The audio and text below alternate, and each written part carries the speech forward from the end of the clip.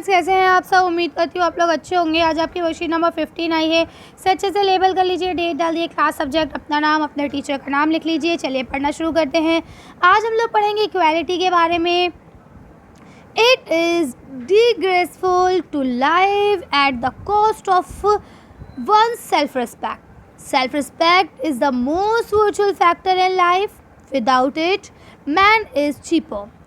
To live worthily with self-respect, one has to overcome difficulties.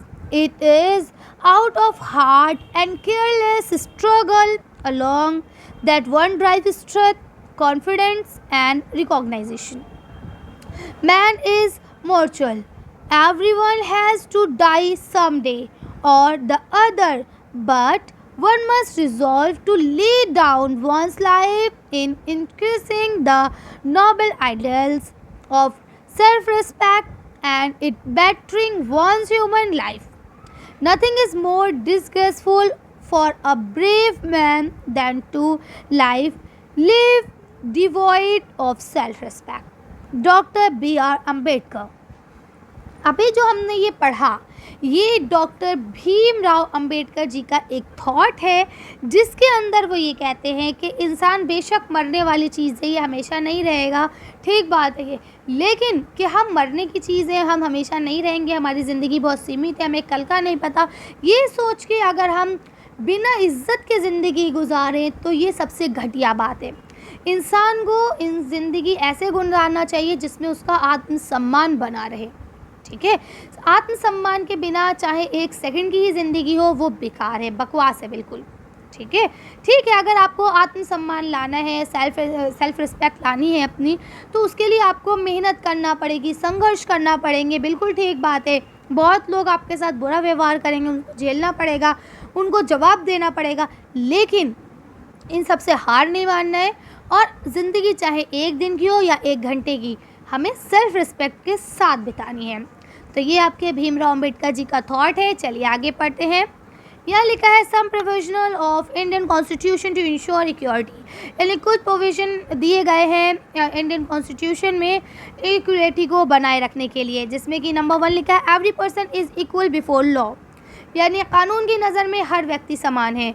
No person can be discriminate on the basis of their religion, caste, race, place of birth and gender, यानी लिंग, जाति, भाव या birth स्थान, किसमें पैदा हुआ है, या धर्म के आधार पर किसी भी व्यक्ति में डिस्क्रिमिनेशन यानी भेदभाव नहीं किया जाना चाहिए। Every person has the access of the public place, यानी कि जो पब्लिक प्लेसेस हैं, सार्वजनिक स्थान है, वहाँ पे हर इंसान जान सकता है, कोई भी उसे रोकने वाला नहीं होना चाहिए।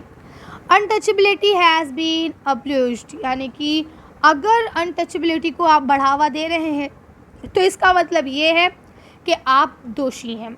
ठीक है, अनटचेबिलिटी नहीं चलेगी, यानी वो भेदभाव का सिस्टम, छुआछूत है ना। The two way in which the government has tried to implement the equality that is granted in the constitution is first through law and second through government programs or schemes to help disadvantaged communities. अब क्या बोलते हैं, जो ये कानूनी नियम थे समानता को बनाए रखने के लिए, इसको लागू करने के सरकार ने 2 तरीक़े अपनाए। पहला तरीका ये अपनाया कि उसने कानून को लागू करा, और दूसरा तरीका उसने ये अपनाया सरकार ने कि उन्होंने ऐसी स्कीम्स और ऐसे प्रोग्राम चलाए जो उन लोगों को पहुँचाए जा सके जो बेचारे इससे पीड़ित हैं। There are several laws in India that protect every person right to be treated equally. ठीक है, उन्होंने ऐसे प्रोग्राम बनाए जिसके तहत उन्होंने कहा कि हर इंसान को अधिकार है समान होने का। इन एडिशन टू लॉ में एडिशन किया गया। The government has also set up several scheme to improve the lives of communities and individual who has been treat unequally for survival centuries, यानी आप बोलते हैं कि गवर्नमेंट ने ऐसे रूल्स बनाए, ऐसे कानून बनाए जिसके थ्रू वो ये कर सके, वो व्यक्ति, वो लोग जो काफ़ी सालों से, काफ़ी ज़माने से कहते हैं ना नीची ज़िंदगी जीते आ रहे थे, छुआछूत का व्यवहार सहते आ रहे थे, उनको हमारे बराबर लाया जा सके। This scheme are to ensure great opportunity for people who had not have this in the past, यानी बोलते हैं ये चीज़ें उनको अवसर प्रदान करने की थी जिनको पिछले ज़माने में ये सारी चीज़ें मुहैया नहीं मिली थी। अब आते हैं मिड डे मील की बात लिखा है this refer to the programme introduce in all government elementary school to provide children with cooked lunch. ये आप सब जानते हैं कि दिल्ली में और बल्कि हर जगह 1 से लेके 8वीं क्लास तक के बच्चों को पका हुआ खाना मिलता है, जिसे हम लोग मिड डे मील कहते हैं, है ना। दोपहर में लंच हर बच्चे को दिया जाता है। तो ये एक प्रोग्राम चलाया गया जिससे हर बच्चे को, एलिमेंट्री स्कूल के बच्चों को पका हुआ खाना दिया जाए। Tamil Nadu was the first state of India to introduce this scheme, यानी तमिलनाडु पहला स्टेट था, पहला शहर था जहाँ पे इसको सबसे पहले इंट्रोड्यूस किया गया, यानी सबसे पहले ये स्कीम तमिलनाडु के स्कूल्स में ही चली थी। लेकिन इन 2001 में supreme court asked to all state government to begin this programme in their schools within 6 month. और 2001 में सुप्रीम कोर्ट की जो मीटिंग हुई थी उसके अकॉर्डिंग सुप्रीम कोर्ट ने ये कहा कि जितने भी राज्य हैं, जितने भी स्टेट्स हैं, सबसे कहा गया, सबकी गवर्नमेंट से, कि भाई 6 महीने के अंदर अंदर आप लोग अपने स्कूल में भी इस प्रोग्राम को चलाएंगे। This programme has had many positive effects. इस प्रोग्राम के बहुत सारे सकारात्मक प्रभाव पड़े, अच्छे प्रभाव पड़े। This includes the fact that more poor children have enroll and regularly attend the school. इसके थ्रू बहुत सारे बच्चे जो हैं स्कूल में इन्वॉल्व हुए, गरीब बच्चे, है ना, स्कूल आना शुरू करा और साथ साथ स्कूल में बने भी रहे। ये नहीं कि स्कूल आना शुरू करो और बीच में छोड़ के चले गए, नहीं।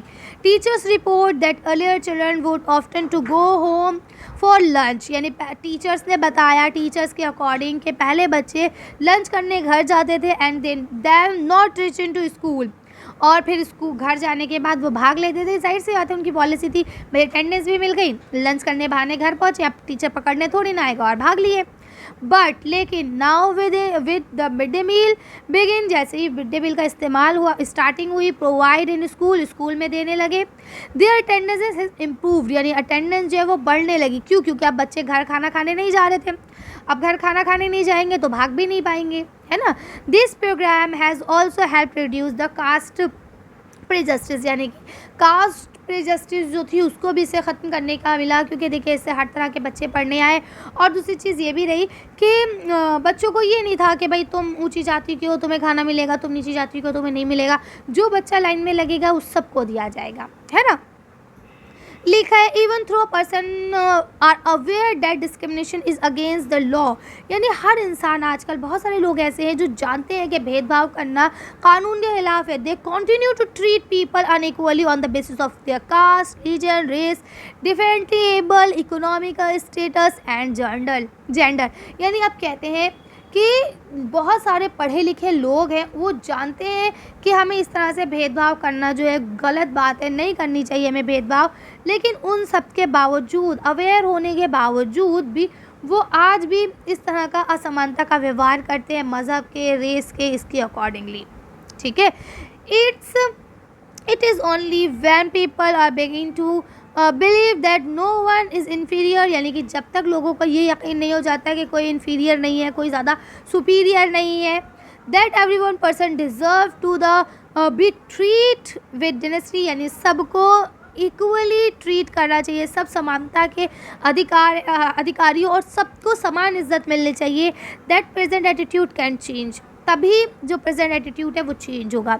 Establishing equality in the democratic society is a continuously struggle in which individual as well as various community has to cooperative, यानी बोलते हैं कि देखिए ये चीज़ लागू करना बहुत आसान बात नहीं है, ये एक इंसान से लेके 2 इंसान, 100 इंसान, सब तक करना होगा, है ना। तो शुरुआत तो एक से होती है कि कोई काम ये नहीं अभी हो, हाँ अभी नहीं होगा लेकिन एक दिन ज़रूर होगा, है ना। वो वाली बात है कि अगर मैं अभी आपको वीडियो में बता रही हूँ ये बात तो आपको लगे हाँ भाई मैम सही कह रही है, बिल्कुल ठीक बात है ये, फिर आप अपने मम्मी पापा को बताएं, अपने भाई बहनों को बताएं, फिर वो किसी और को बताएं, वो फिर किसी और को बताएं, तो इस तरह से सबका माइंड सेटअप होगा, सबको लगेगा कि भाई सबको अल्लाह ने, भगवान ने एक जैसा ही बनाया है ना, सबका खून लाल है ना, किसी को भी मारो सबको दर्द होता है, ठीक है ना। यहाँ कोई मूवी तो चल नहीं रही है मर्द को दर्द नहीं होता, लाइक, है ना। तो क्या मतलब है कि सब बराबर है, तो हमें क्या करना है, इक्वली ट्रीट करना है। अब सोचिए आप तो सबसे बड़े नहीं हो सकते ना, आपसे भी बड़ा तो कोई होगा जो फिर आपके साथ मिसबिहेव करेगा।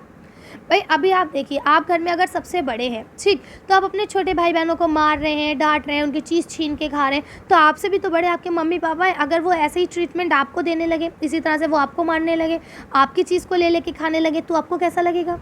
लगेगा ना बुरा। तो इसका मतलब क्या है कि जो चीज़ हम किसी और के साथ कर रहे हैं, पहले उसे हमें ये देखना चाहिए कि अगर ये चीज़ हमारे साथ हुई तो हमें कैसा लगने वाला है। ठीक है, अगर लगता है कि नहीं, अगर हमारे साथ ऐसा होगा तो हमें बड़ा अच्छा लगेगा तो भाई आप दूसरों के साथ करें। अगर आपको लगता है नहीं बुरा लगेगा तो भाई आप वो चीज़ दूसरों के साथ भी ना करें, है ना। चलिए, तो आज की वीडियो को हम यही खत्म करते हैं। अब आ जाते हैं क्वेश्चन आंसर्स पे।